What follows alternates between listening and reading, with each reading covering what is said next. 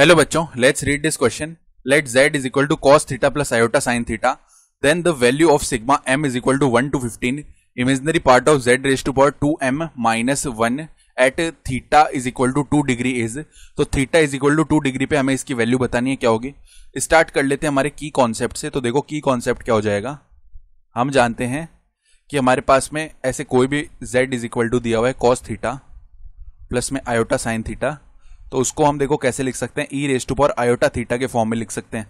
और साथ ही साथ अगर ऐसे साइन की एक सीरीज चल रही है, साइन एल्फा प्लस में sine alpha plus beta plus में sine alpha plus 2 beta plus में एंड सॉन, जहां पे एंगल्स जो है ये अरिथमेटिक प्रोग्रेशन में है और ऐसे एडिशन में लिखे हुए टर्म्स, और साइन एल्फा प्लस में अंदर है n माइनस 1 बीटा, ये चल रहा है. तो इसका जो वैल्यू होता है ना वो कैसे लिखते हैं हम, sine n beta upon 2 whole upon में साइन बीटा अपॉन 2.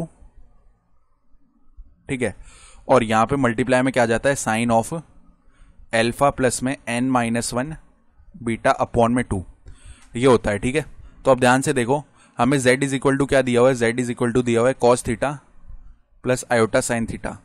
तो इसको हम कैसे लिख लेते हैं, e raise to power iota theta लिख लिया इसको.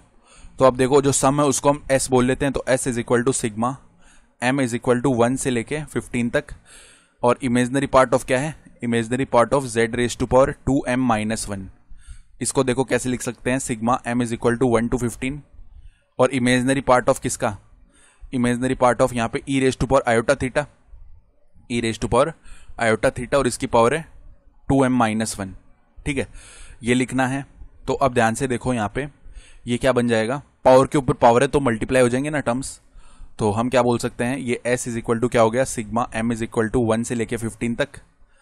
और यहाँ पे लिख सकते हैं इमेजनरी पार्ट ऑफ किसका, imaginary part of e raise to power 2m minus 1 iota theta, 2m minus 1 iota theta, इसका इमेजनरी पार्ट. तो अब ध्यान से देखो, अगर हम z is equal to cos theta plus iota sine theta लिख रहे थे तो इमेजनरी पार्ट साइन थीटा आएगा इसमें. ठीक है, ये इमेजनरी पार्ट है. अब अगर इसकी बात करेंगे ना तो यहां पर जो इमेजनरी पार्ट है वो साइन के टर्म्स ही आएंगे. लेकिन कैसे आएंगे, जब हम m इज इक्वल टू 1 रखेंगे तो यहाँ पे 2 माइनस 1 यानी 1 हो जाएगा, केवल आयोटा थीटा बचेगा, यानी उधर से केवल साइन थीटा मिलेगा इमेजनरी पार्ट. फिर m इज इक्वल टू 2 रखेंगे तो 2 मल्टीप्लाई 2 4, 4 माइनस 1 यानी कि 3, तो 3 आयोटा थीटा है, उधर से इमेजनरी पार्ट साइन 3 थीटा मिल जाएगा. तो इस तरीके से चलेगा ऑड नंबर्स में, यानी कि ये हो जाएगा एक तो साइन थीटा प्लस में साइन 3 थीटा प्लस में साइन 5 थीटा, ऐसे चलेगा. और प्लस में एंड सॉन, जो लास्ट टर्म है जब m इज इक्वल टू हम 15 रख देंगे तो ये आ जाएगा साइन 29 थीटा, साइन 29 थीटा, ऐसे टर्म्स बनेंगे. ठीक है, तो अब देखो अगर ऐसे टर्म्स बन रहे हैं तो अगर हम देखना चाहें नंबर ऑफ टर्म्स कितने हैं, तो यहां से देखो थीटा था, फिर 3 थीटा था, फिर 5 थीटा था, ऐसे चल रहा है.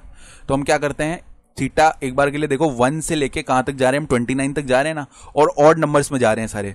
तो लास्ट टर्म यानी एपी के लिए an का फॉर्मूला कितना होता है, a प्लस में n माइनस 1 मल्टीप्लाई में d होता है. तो अगर हम an की जगह रख दे 29, first term a is equal to रख दे 1 और d यानी कॉमन डिफरेंस, तो डिफरेंस कितना है 3 और 1 के बीच में डिफरेंस 2 का, यानी यहां पर हर कॉन्जुगेटिव टर्म में 2 का डिफरेंस चल रहा है. हम केवल अभी ये अंदर वाले एंगल्स की बात कर रहे हैं. ठीक है, तो 29 इज इक्वल टू 1 प्लस में n माइनस 1 मल्टीप्लाई में 2 आ जाएगा, यानी कि 28 इज इक्वल टू 2 मल्टीप्लाई में n माइनस 1 आ गया, यानी कि n माइनस 1 का वैल्यू आ जाएगा 14, यानी n इज इक्वल टू 15. ये टोटल मिला के 15 टर्म्स हैं. तो s का वैल्यू देखो फाइनली हम कैसे लिख सकते हैं, साइन ऑफ, पहले क्या करते हैं हम n बीटा अपॉन में 2, तो n का वैल्यू 15 मल्टीप्लाई में बीटा, यानी कि यहाँ पे कॉमन डिफरेंस तो 2 थीटा है ना इनके बीच में, तो 2 थीटा अपॉन में 2 आ जाएगा, होल अपॉन में आ जाएगा साइन 2 थीटा अपॉन में 2. और यहाँ पे मल्टीप्लाई में साइन, फर्स्ट टर्म कितना है, यानी फर्स्ट टर्म का अंदर वाला एंगल थीटा है ना, तो थीटा प्लस में n माइनस 1 यानी 14 माइनस 1 होता है, सॉरी 15 माइनस 1 होता है 14, मल्टीप्लाई में 2 थीटा और अपॉन में 2, ये आ जाएगा. तो इसको सॉल्व करेंगे, यहां से कितना बन जाएगा, साइन 15 थीटा मल्टीप्लाई में इधर से देखो 2 से 2 डिवाइड हो गया, 14 थीटा प्लस थीटा यानी कि अगेन साइन 15 थीटा, और होल अपॉन का वैल्यू कितना हो गया इधर से साइन थीटा, ये बन जाएगा.